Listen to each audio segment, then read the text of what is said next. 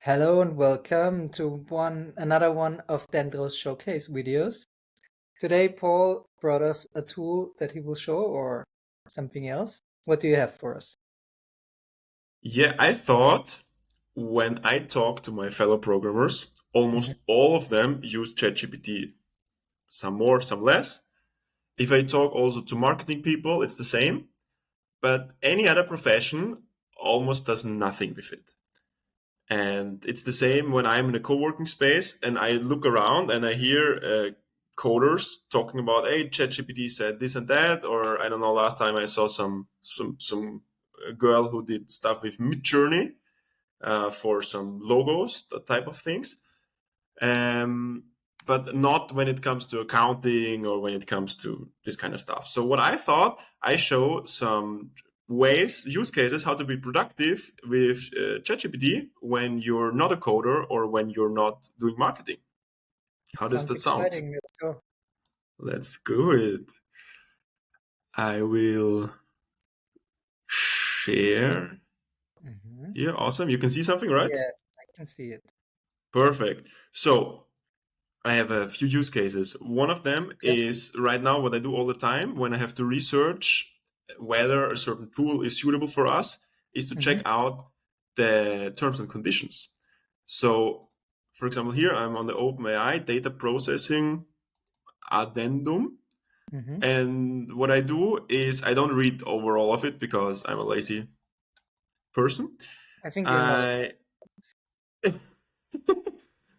I copy all of it hmm and then I write something like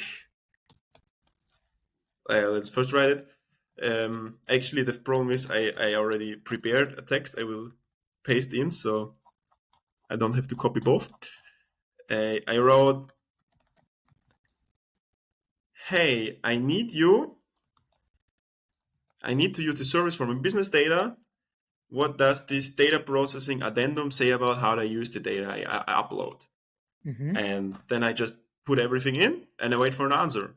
And it often doesn't give me all the answers, all the things I have to think about, but it gives me a few key points. And it happened in the past that there were some points which were definitely not the thing I expected. And then I reached out to the creators of a tool and said, hey, hmm why do you write this? Why do you write that in your terms and conditions? One thought about this. First, you could, if you're a plus ChatGPT Plus user, you could, instead of copying the text, you could paste the link, right? True. Uh, Yeah. Yeah. and the other thing that I can think of is now if you compare multiple tools, like you're looking for something new for a specific use case, you could like paste three links to three different tools, data agreements, and say, compare these to me and which one is more suitable for my case. So, yes, True. Yeah. that could That's also also be a good idea. Definitely. Definitely. I agree. But that's a really good idea, yes. Yeah. This is something I use all the time. And I hmm felt like, hey, why does nobody else use it? What I also do is when I have to write emails, for example, messages that have to sound, for example, official sounding. Let's say I want to live in Singapore and I just tell ChatGPT here, I want to live in Singapore from next year on. I provided all necessary documentation, but those idiots still didn't approve it. Of course, I can't send it to them directly like this, but hmm I can put this in ChatGPT and then it drafts me a proper sounding letter that I can then send over. And this is actually, I just did last week, not with Singapore, but with a different institution. And I hmm was delighted. I was like, yeah, awesome. I don't have to spend, I don't know, 15 Uh-huh. minutes writing this. I just look over it 2 minutes and it's done. Okay, so you can write in your natural language and use some kind of automated politeness filter. Exactly, exactly. Very practical. Yeah, another thing what I really use nowadays often is to use ChatGPT. All of this is for Plus. I forgot to mention it. I'm sorry if you don't have Plus. This will work writing a sounding official sounding letter, but the next one not, because it's about converting a file from one format to another.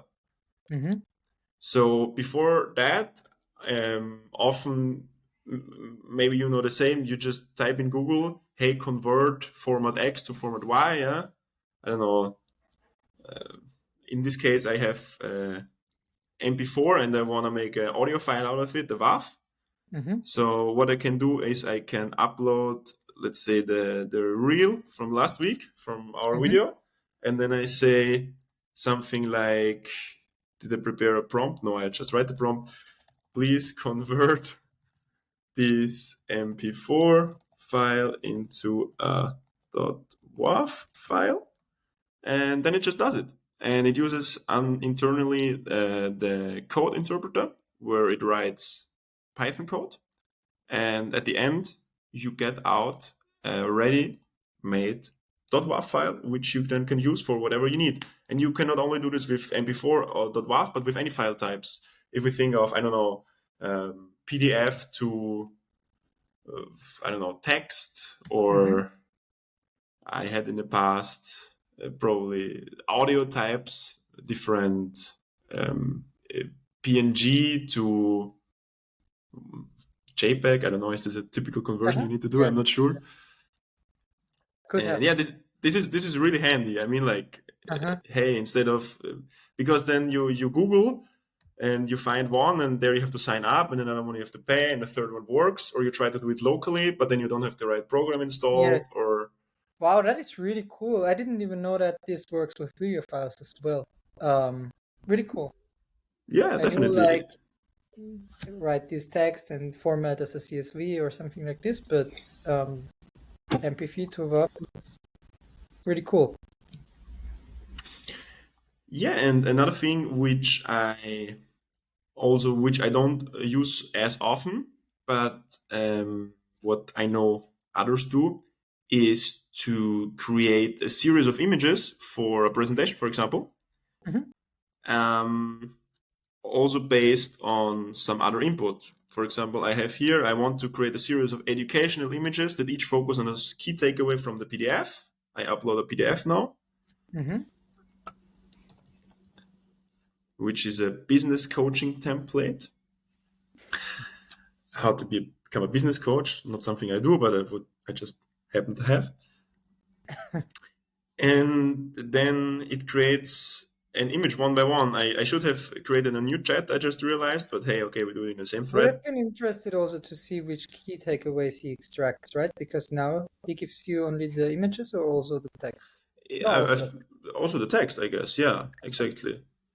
So here it's about, I just thought you create educational images, but what you could also do is you can create, for example, a chart, right? So hey, Hmm. maybe there was some report about how the employees in your company use, I don't know, Slack or Teams. You know, maybe Hmm. some report. 55% use it every day.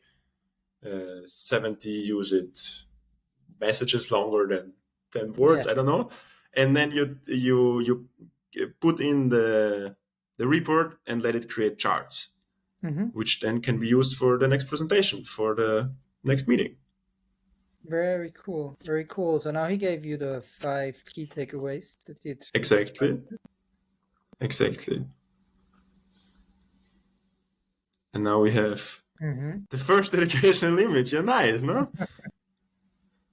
This That's is beautiful. it's beautiful. Yeah. Now we could proceed. I will not proceed now, but we could Mhm. create a series of those Very nice, and things. especially it's nice if you can create images in a similar style if you want to use them in Exactly. one Yeah. presentation, for example. Yeah. Makes sense. Pretty cool. Yeah. Yeah, cool. I hope you saw something new, how you can use it, and also that for everybody who watched it, got some new inspiration. That it's not only about writing a story or something like that, but that yeah, just converting one file to another, or Hmm. uploading data and analyze it. This is really handy, and I feel for anybody, whether you're doing accounting, whether if it's a job in the office, then definitely you can use it. Yes, absolutely. Thanks very much for sharing. Awesome. See you next time, Paul. See you next time.